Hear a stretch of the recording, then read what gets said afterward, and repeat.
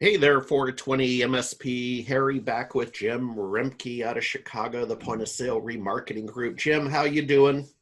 We're doing good. Doing good. Thank you. How about you guys? Good, good. Yeah, I heard you say as we kind of came into the call that you've been busy. So Yeah, congratulations. Busy's good. yeah, yeah, it is. We're grateful. Absolutely.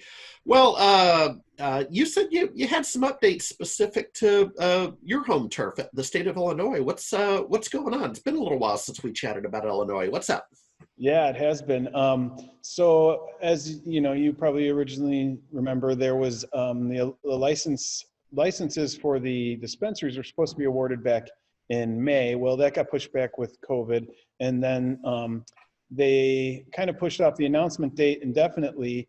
And in the beginning of September, I think it was around the third or fourth, they announced the they decided, actually, I should say prior to that, that they were going to go to a lottery system. So they were going to take the highest scored applicants and put them into a lottery for 75 licenses that the state is releasing around different regions and territories, so to speak, within the state. So they put those in the lottery, and they announced the winners of the lottery, not of the lottery, but the winners that would go on to the lottery.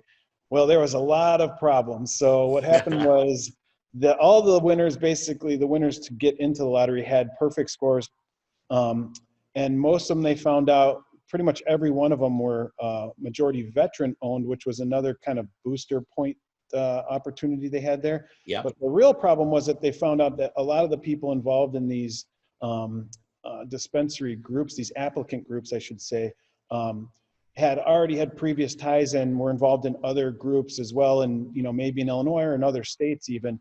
And so, from a social equity perspective, there was a lot of pushback because a lot of the proposal for the social equity application process was that it would involve applicants, some that were from disparate neighborhoods, that were kind of afflicted by the war on drugs, that were majority women or majority minority owned. So they felt pretty excluded from this because it was a lot of existing players, and also a big the majority, actually all of them, were, like I said, veteran owned, which is another thing they added in there. But kind of was shocking to see that every one of the groups named were veteran owned. So that was a little bit of some people felt, I think, maybe slighted, or it was a loophole or something like that.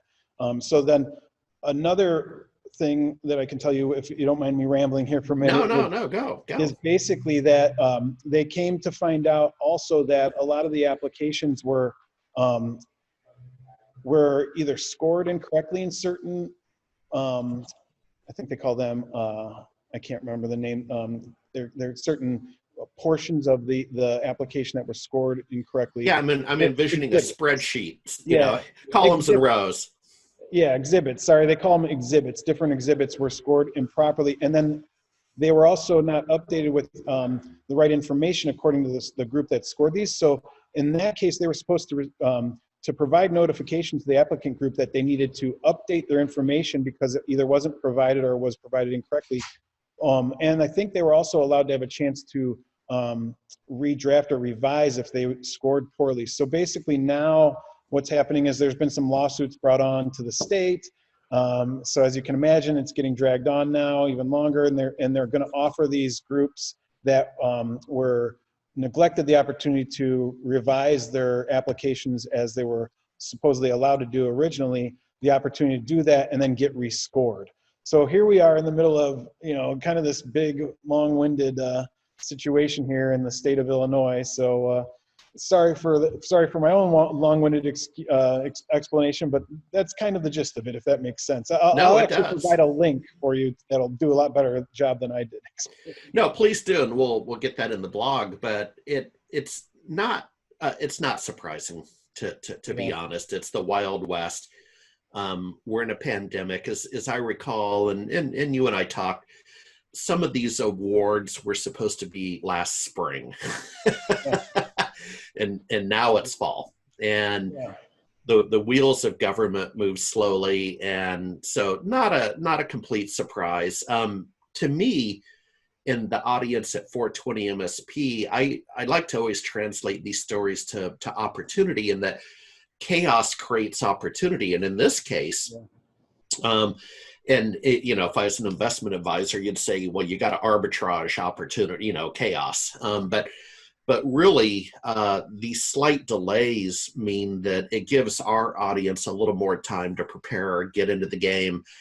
And Yeah. that's actually the cool thing about the slow roll federally is that you guys, you haven't missed the boat yet, No, right? no, And not at all. yeah, and there's a chance to do it. But no, I totally appreciate your updates. You Yeah. always come prepared, and if you could get us that link, we'll slap it in the blog, as they say. Yeah. Yeah, And I definitely will. And just to add a little more color, they do have the craft grow and the infuser and transporter licenses that are coming up. They think pretty soon is an announcement, but I feel like they're going to push those off a little bit until they kind of figure this out. And just to give you a little bit idea of what we're talking about here, they actually approved 21 groups in total throughout the state to be awarded 75 licenses. So there was a big, it was pretty unfair, so to speak, because you're looking at basically each group come out with 3 different licenses, depending on how yeah, it's broke down region by region and where they applied. But I'll send you that link. It'll explain it in full, and then you can also kind of keep up to date on there as well. yeah, yeah. And just to check off on screen number 1, I have as I prepared for today, but we have a Entrepreneur, something I read each morning. Those guys do really good work. Okay. Uh, Illinois cannabis sales to non-residents booming. That's not a surprise. Right. So I'll end on that. Something Yeah. caught my eye. Well, I can add a comment to that. And I was just speaking with some of my contacts here in Illinois. The licenses for locations that are close to state borders are considered the biggest revenue earning locations because of that situation. So you're talking about anything near Wisconsin, Iowa, Indiana, even Missouri at this point, because Missouri is just about to go live with their medical program, but there's that recreational opportunity for them to drive across the border and pick some stuff up. So those are the big locations that people are going to be after. Yeah. Yeah, no, and I can affirm that. Last year, I treated myself to a drive from Seattle down to Austin, Texas, and so on, and Trinidad, Colorado, right near the border, the southern border of Colorado. Jim, a lot of Texas license plates in that parking lot, and no judgment, no Yeah. judgment. I'll just leave that hanging out there. That's all. Yeah, Texans are a breed unto themselves. So there we have it. Hey, Jim, we'll talk to you next month, and keep your eye on the prize. Thanks for being one of our analysts. Thank you very much. Yeah, my pleasure. Thank you for having me.